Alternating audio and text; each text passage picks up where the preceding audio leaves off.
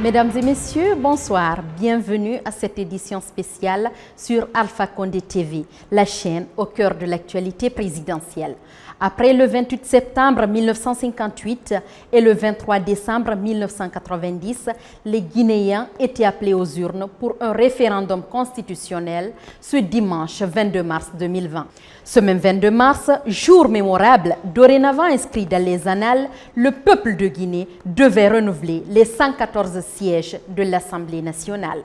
À l'occasion de cette date historique, ACTV vous propose un compte-rendu de ce scrutin dans cette édition spéciale. Analyse, décryptage, témoignages et résultats provisoires, nos équipes se sont déployées pour vivre et comprendre les enjeux de ce double scrutin. Elles ont recueilli les avis des citoyens, suivi les opérations et immortalisé les faits marquants de ce 22 mars 2020. À l'appel du président de la République, le peuple de Guinée s'est massivement réuni le 22 mars pour le renouvellement de l'Assemblée nationale et le référendum sur la nouvelle constitution. Conformément au texte de la Commission électorale nationale indépendante, nous voici conviés à la proclamation des résultats.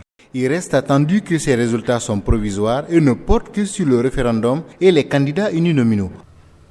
À l'issue de l'examen de ces documents transmis par les CACV à la Commission nationale de vérification et de totalisation des votes et en prélude à la proclamation des résultats définitifs par la Cour constitutionnelle, il me revient l'honneur, ce vendredi 27 mars 2020, de proclamer les résultats provisoires du référendum et celui partiel des législatives sur la base des données suivantes. Nombre total d'inscrits, 5 179 600. Nombre de bureaux de vote, 16 302 bureaux de vote. Le oui, 2 856 675, soit 91,59%. Le non, 262 185, soit 8,41%. La modification d'une constitution n'est pas un fait inédit en Afrique. Nombreux sont les chefs d'État qui ont légitimement modifié les constitutions de leur pays. En effet, les constitutions ne sont pas immuables. Elles sont appelées à évoluer pour s'adapter aux réalités des sociétés. Nous sommes intéressés aux différents pays qui ont modifié leur constitution à un moment donné de leur histoire. Suivez cet édifiant reportage. Le scrutin référendaire qui s'est tenu le 22 mars 2020 en Guinée est intervenu dans un contexte marqué par un désaccord d'une partie de la classe politique et par la réticence de certaines organisations régionales et internationales. Des violences faisant parfois des victimes civiles et dans les rangs des forces de l'ordre ont été signalées dans certaines localités du pays. La ligne de défense des adversaires du projet était de faire de l'initiative d'une nouvelle constitution un crime de lèse-majesté, en refusant le droit du principe même à la Guinée.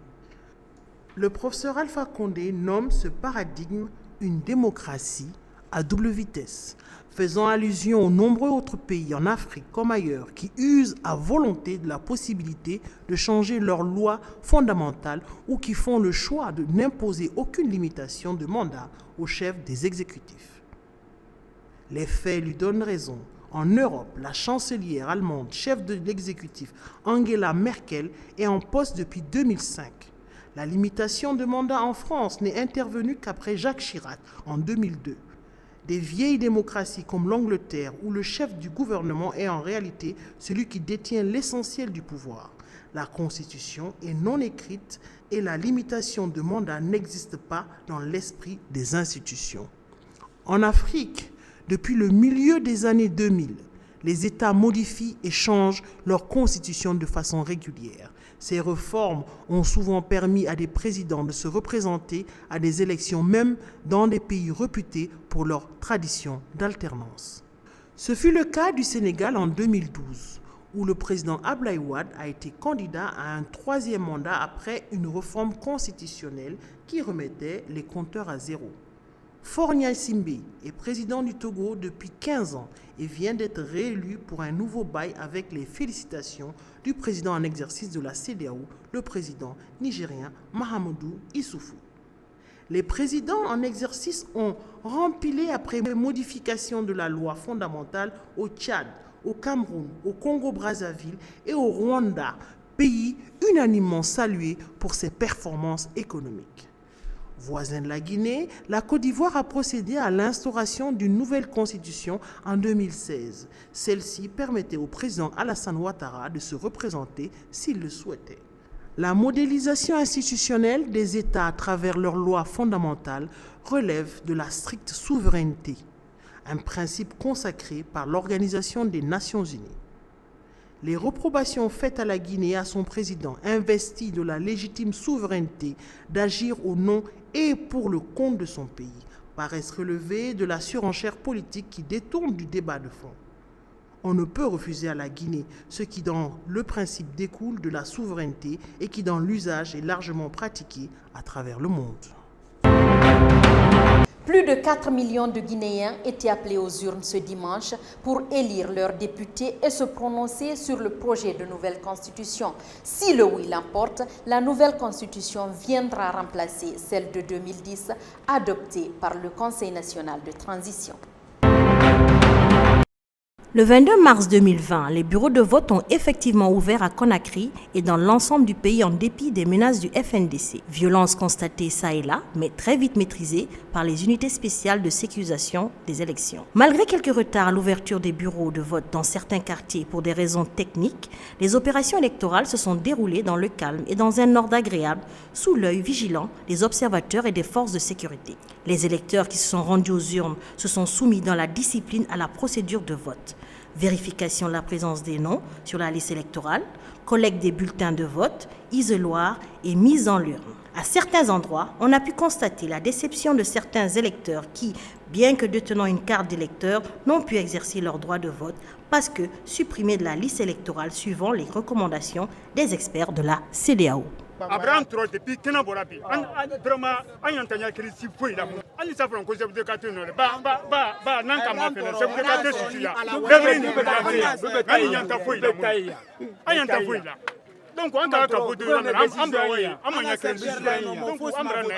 Effectivement, on a trouvé des électeurs qui avaient des cartes d'électeurs. On a regardé sur la liste d'émargement, leur nom ne figurait pas. Et on leur a dit tranquillement de se retourner et de ne pas voter. 14 000, c'est le nombre de policiers déployés pour la sécurisation du matériel électoral et des électeurs eux-mêmes. Leur présence dans tous les bureaux de vote était remarquable. Objectif, mettre les citoyens en confiance et éviter d'éventuels dérapages. Pour plus de détails, suivez ce témoignage du directeur général de la police nationale. Il était 14 h le dimanche 22 mars 2020 quand le directeur général de la police nationale regagne son bureau après une visite de terrain pour s'assurer de l'application des mesures sécuritaires prises par l'État guinéen. Talkie-walkie en main, il est resté en contact permanent avec les unités sur le terrain, donnant des directives et orientant les troupes. Ce sont quelques 14 000 hommes qui ont été déployés malgré des violences localisées qui ont occasionné 4 blessés dans les rangs des forces de police. Le directeur de la police a des raisons d'être rassurant et de mettre en garde contre les fauteurs de troubles. J'ai fait presque la plupart des bureaux de vote, non seulement pour rassurer les gens, il y a des quartiers qui ne veulent pas qu'il y ait vote. Par endroit, ce qui m'a attiré même mon attention, dans des bureaux, il y a assez de courageux, de citoyens courageux qui ont osé sortir, venir voter. Les gens ne sont pas obligés de voter, mais ils ne peuvent pas interdire une partie du territoire pour dire non, vous ne déposez pas de bureau de vote ici, les urnes ne se dénouent. Non. Donc nous sommes là pour ça et c'est ce qui va être fait. Et on a fait des centres de vote et puis pour pouvoir sécuriser, pour éviter plus de victimes. Et les gens se débrouillent, ils viennent, ils votent. Ils sont même en ligne. Ceux qui sont en train maintenant d'empêcher les autres de voter, qui lancent des cailloux, sont des Guinéens. Mais ils vont être inquiétés parce que c'est hors la loi. Vous le savez, l'humanité est confrontée à une pandémie énormément contagieuse. La Guinée a déjà enregistré 4 cas de Covid-19. Pour cette journée de forte mobilisation et sur instruction du président de la République, tout a été mis en œuvre pour éviter de nouvelles contaminations. Les Guinéens se sont rendus aux urnes dans un contexte sanitaire marqué par le Covid-19. Pour éviter les risques de propagation de la maladie, le président de la République a donné des directives. En effet, les premiers actes auxquels est soumis l'électeur devant son bureau de vote sont le lavage des mains et la prise de température. Des mesures ont été prises pour éviter la forte concentration des électeurs dans les files d'attente. On peut l'affirmer, des dispositions sanitaires humainement possibles ont été prises par l'État guinéen afin d'assurer une tenue de scrutin sans risque non maîtrisé. Pour leur part, des leaders politiques et techniciens de la Commission électorale nationale indépendante CENI ont donné leurs impressions sur le déroulement de ce double scrutin. Suivez. Je suis à Dabompa, secteur Pampaouri. C'est mon secteur. Je suis là depuis 7 h du matin. Mon ami, on n'a pas dormi, on a veillé. Et Dieu merci, tout se passe bien. En dépit de la psychose qu'on a voulu installer, les populations ont répondu en tout cas dans notre centre de vote. Et bien entendu, en citoyen comme tout le monde, on est dans la file et on attend. Cette constitution, contrairement à d'autres pays, cette constitution est carrément sociale. Et justement, les gens se disent, mais pourquoi consigner et de manière constitutionnelle des données qu'on peut mettre dans un code civil? Il faut remarquer que lorsque un élément aussi important que comment améliorer les conditions de vie des femmes, vous avez également la parité qui est totalement accordée de manière à encourager l'engagement des femmes en politique. Je salue d'abord une première, c'est que le RPG Arc-en-Ciel intègre amplement la place de la femme en politique. Et vous l'avez remarqué, notre tête de liste est une femme, alors là, d'une qualité que nous autres nous partageons parce qu'elle représente tout ce que nous souhaitons en tout cas en termes de représentativité féminine. Notamment Mme Zalikatou Diallo qui dirige, qui porte la liste du RPG Arc-en-Ciel. C'est la première fois que nous avons au moins 66% de représentativité de jeunes sur la liste du RPG. C'est un engouement total qui était là ce matin. Nous sommes plutôt satisfaits de la mobilisation des populations. Nous avons une constitution qui date de la transition, donc qui n'a pas obéi à la procédure régulière. Le président de la République a dédié ses 2 mandats aux jeunes. Vous le constatez, quand vous prenez la liste nationale du parti, la liste uninominale, vous comprendrez que 60% ont moins de 40 ans. Vous avez la situation des 518 jeunes DAF qu'il a recrutés. Tout porte à croire que nous sommes en plein processus de renouvellement de la classe politique. Et le professeur Alpha Condé, ça a toujours été son rêve. Comme pour dire que la communauté internationale soutient la Guinée dans la consolidation de la démocratie amorcée depuis l'avènement du président de la République, professeur Alpha Condé, à la magistrature suprême du pays. Les déclarations ne se font pas attendre au lendemain de ce double scrutin. Nous continuons d'exhorter tous les partis à engager un dialogue civil non violent. Nous condamnons tout usage ou menace de violence. Ceux qui souhaitent voter devraient être libres de voter. Ceux qui souhaitent boycotter devraient être libres de boycotter. La violence de quelque côté que ce soit n'est pas acceptable dans une démocratie. Nous sommes là justement dans le cadre des élections législatives et référendaires. Voilà, donc dans le cadre de la coordination des aspects électoraux africains. Globalement, on vient un peu de partout en Afrique.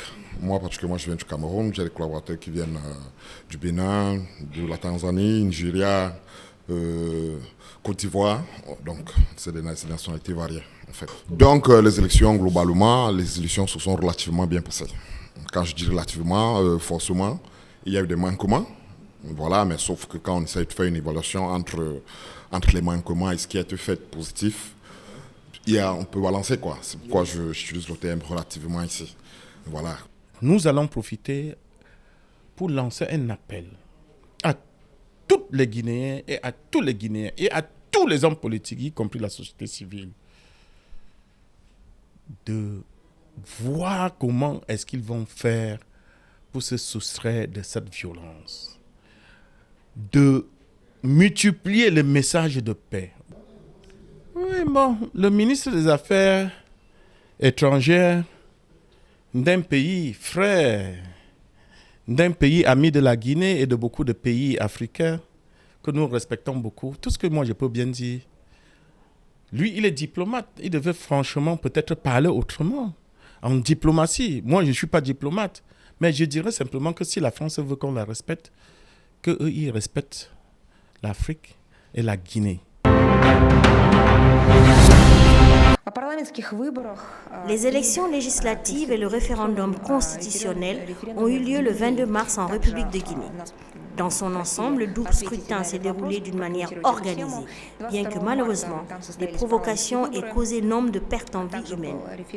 Nous estimons que les autorités guinéennes prendront toutes les mesures nécessaires pour achever la procédure du dépouillement, afin de présenter le bilan du référendum dont le résultat doit être objectif et refléter la volonté du peuple guinéen, le seul qui puisse déterminer l'avenir de son pays. Nous partons du principe que la décision sur la composition de l'organe législatif suprême et les modifications constitutionnelles est une affaire purement interne de l'État guinéen. À cet égard, les tentatives d'ingérence extérieure dans le processus électoral en République de Guinée sont inacceptables. Nous appelons toutes les forces politiques guinéennes à faire preuve de la plus grande retenue, de la plus grande responsabilité et de l'attachement au compromis mutuel dans l'intérêt de la paix et de la stabilité de la République de Guinée, pays ami de la Fédération de Russie. La Guinée a organisé son référendum avec succès. La porte-parole du ministère des Affaires étrangères de la République populaire de Chine a exprimé la position de la Chine en faveur du référendum constitutionnel en Guinée. La Commission électorale nationale indépendante de Guinée a annoncé le résultat d'un référendum constitutionnel tenu le 22 mars. Les bulletins de vote étaient en faveur de l'adoption de la nouvelle constitution. La partie chinoise a noté que la Guinée avait organisé avec succès un référendum sur une nouvelle constitution et le résultat préliminaire montre que la nouvelle constitution bénéficie d'un large soutien. Le référendum constitutionnel est une affaire intérieure de la Guinée. La Chine respecte le peuple de Guinée qui fait ses propres choix. Les peuples chinois et guinéens entretiennent une amitié de long terme. La partie chinoise espère que toutes les parties en Guinée renforceront le dialogue et la consultation pour sauvegarder conjointement la stabilité nationale et le développement. Nous espérons que la communauté internationale jouera également un rôle constructif à cet égard.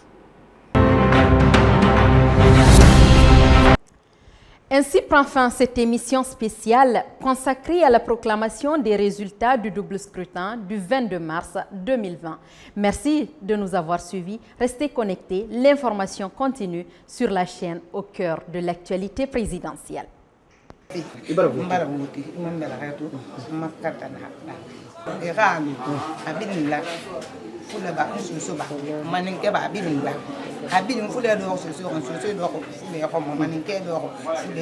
demande à tous les gens de venir voter, parce que c'est un droit. Ceux qui ne veulent pas voter, de laisser les gens venir voter. C'est tout ce que je peux. Ouais, malgré qu'ils ont jeté les cailloux, quand même on a bien voté. Je vais motiver la population de venir voter en tant que citoyen, c'est ça que je veux dire. Je vis sur Wanda secteur 1. Qu'est-ce qui vous motive de venir voter? Bon, je venu pour voter pour la raison que pour que la Guinée va aller devant.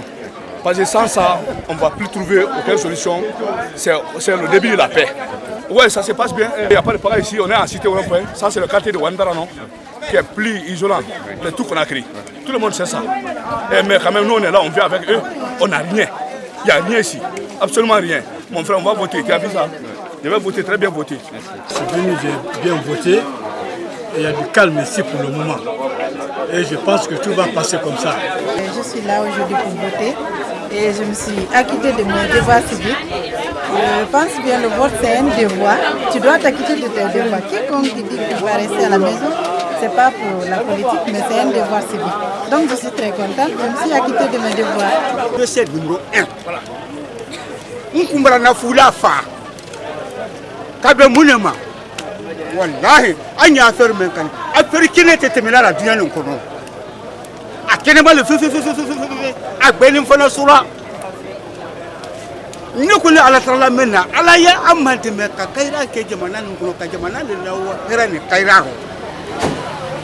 Ka jamana le madima ala ba Allah tankala bala wuma ka Allah tanka fitina bel ko la